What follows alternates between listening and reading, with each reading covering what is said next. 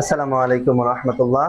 আমার একটি ছোট্ট প্রশ্ন ছিল আপনাদের কাছে, সেটা হচ্ছে মৃত্যুর পূর্বে কি মানুষকে তওবা করার জন্য আল্লাহ পাক রব্বুল আলামিন কোনো বিশেষ সময় দিবেন, নাকি যখন গুনাহ আমাদের দ্বারা হয়ে যায় তখনই তওবা করে নেওয়াটা উত্তম? অনেক ধন্যবাদ। অত্যন্ত সুন্দর একটি প্রশ্ন আজকের আয়োজনে আমাদের ভাই করেছেন। আসলে মৃত্যুটা নিয়ে আসলে প্রথমে কথা বলা দরকার, তারপরে তওবা নিয়ে কথা বলা দরকার। তাহলে আমাদের ভুলটা ভেঙে যাবে এবং আসলে আমাদের কোন জিনিসটা করা জরুরি এই জিনিসটা আমাদের জানতে হবে, যে জরুরি কোনটা। আসলে আমাদের জীবনটা হচ্ছে খুবই ঠুনকো। আমরা কখন অনেক জিনিস কিন্তু আল্লাহ রাব্বুল আলামিন তার কাছে রেখেছেন, দুনিয়ার কোনো মানুষের কাছে, দুনিয়ার কোনো পরাশক্তির কাছে, কারো কাছে এটি হাতে দেননি। যেমন মৃত্যুটা কেউ ইচ্ছে করলে যে একটু বেশি দিন বেঁচে থাকবে, আল্লাহ কিন্তু এটা করেনি। মহাবিশ্ব সৃষ্টির অন্তত 50,000 বছর পূর্বে আল্লাহ রাব্বুল আলামিন কবে আমি মৃত্যুবরণ করব সেটি জানিয়ে দিয়েছেন। মানুষের ভাগ্যটা কী হবে সেটি জানিয়ে দিয়েছেন। এবং এই জিনিসটি যখন এসে যাবে তখন এটা 1 সেকেন্ড আগেও হবে না, 1 সেকেন্ড পরেও হবে না। কোরআনে কারিমে সেটিও জানিয়ে দিয়েছে, ইজা জা আজালুহুম লা ইস্তাকদিমুনা সাআতাও ওয়া লা ইস্তাখিরুনা সাআতাও ওয়া লা ইস্তাকদিমুন। যে মানুষের এটা যখন এসে যাবে তখন 1 সেকেন্ড আগেও হবে না, 1 সেকেন্ড পরেও হবে না, নির্দিষ্ট সময়টা হবে। সুতরাং এটা কখন হবে, কিভাবে হবে এটা কিন্তু আমরা জানি না। আমার মৃত্যুটা আমি কিন্তু বলতে পারবো না, এটা আল্লাহর কাছে রেখে দিয়েছেন। কিয়ামত কবে হবে সেটাও আমরা জানি না, এবং আমাদের ভবিষ্যতের জ্ঞান আমাদের নাই।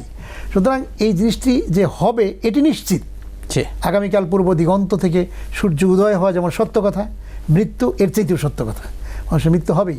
সুতরাং সেই মৃত্যুটা যে হবে কিভাবে, এই মৃত্যু সম্পর্কে আল্লাহ রাসূল সাল্লাল্লাহু আলাইহি ওয়াসাল্লাম বলছেন, আল কাইয়িসু মান দানা নাফসাহু ওয়া আমিলা লিমা বা'দাল মাউত। যে সেই ব্যক্তি হচ্ছে বুদ্ধিমান যে সব সময় মৃত্যুর কথা স্মরণ করে আর মৃত্যু পরবর্তী জীবনের জন্য কাজ করে। আর বোকা হচ্ছে সে যে সব সময় নফস এবং প্রবৃত্তির অনুসরণ করে, আবার আল্লাহর কাছে সাহায্য চায়, হে আল্লাহ তুমি আমার মাফ করো, হে আল্লাহ তুমি আমার হজটা কবুল করো, হজেও যায়, আবার এদিকে আকাম কুকাম যা আছে সেগুলোও করতে থাকে। এটি হচ্ছে শয়তানের প্ররোচনায় মানুষ এই কাজগুলো করে। তো সুতরাং আমাদেরকে বুঝতে হবে যে আমাদেরকে মৃত্যুর জন্য অলওয়েজ টাইম রেডি থাকতে হবে, যে আমি তৈরি, আল্লাহ যখন প্রয়োজন হবে আল্লাহ তুমি নিয়ে যাবা। আমি আজকে ঘুম থেকে যখন বের হব তখনই আমার খেয়াল করতে হবে যে আমি আমার দেনা পাওনা, কথাবার্তা, আচরণ সব কিছু ঠিক আছে কিনা। এইভাবে যদি আমার ঠিক থাকে তাহলে কিন্তু তওবা আমার অটোমেটিক। যেমন আমাদের প্রতিনিয়ত আমাদের মানুষ নাসিউন থেকে ইনসান, ভুল থেকে মানুষ। সুতরাং মানুষ ভুল করতে পারে, আর বান্দা যদি ভুল না করে তাহলে আর সংশোধন হওয়ার তো কোনো কারণ নেই। আল্লাহর কাছে ক্ষমা চাওয়ার তো কোনো প্রশ্নই ওঠে না। ক্ষমা কেন আসলো? আল্লাহ তাআলা সবচেয়ে বেশি ভালোবাসেন ওই ব্যক্তিকে যে আল্লাহর বান্দা সবচেয়ে বেশি ক্ষমা চায়, আল্লাহর কাছে সাহায্য চায়। তো তওবা হচ্ছে এমন একটা জিনিস যেটা আল্লাহর কাছে সারেন্ডার্ড হওয়ার একেবারেই অন্যতম একটা মাধ্যম। ভুল হয়ে গেছে, আমি আল্লাহর কাছে সারেন্ডার করলাম, আল্লাহ আমার ভুল হয়ে গেছে, তুমি মাফ করবো।